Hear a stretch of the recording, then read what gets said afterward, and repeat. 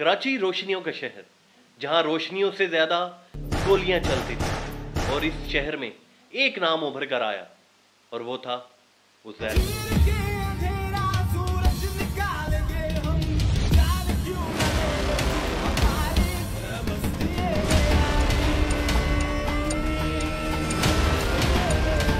Uzair Bloch Lyari का एक मासूम लड़का था जिसे फुटबॉल खेलने का शौक था।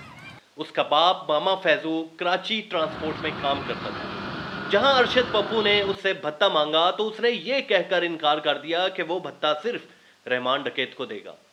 और उसके बाद अरशद पप्पू ने लियारी की सड़कों पर मामा फैजू का सरेआम कत्ल किया। वक्त गुजरता गया और उज़ैर बलोच के दिल में बाप के बदले की आग बढ़ती रही। 2009 रहमान डकैत के कत्ल के बाद उज़ैर बलोच ने लियारी का कंट्रोल संभाला। अब इलेक्शन कौन लड़ेगा और पुलिस में किसकी पोस्टिंग किस इलाके में करवानी है, ये तमाम फैसले उज़ैर बलोच करता था। एक तरह से उज़ैर बलोच लियारी का बेताज बादशाह बन चुका था।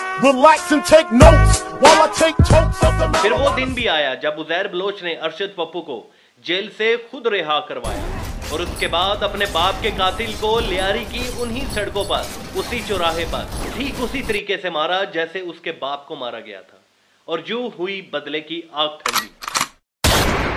लेकिन ये आग ठंडी होने के बाद एक आग जो लियारी में और लग चुकी थी वो था बाबा लाडला।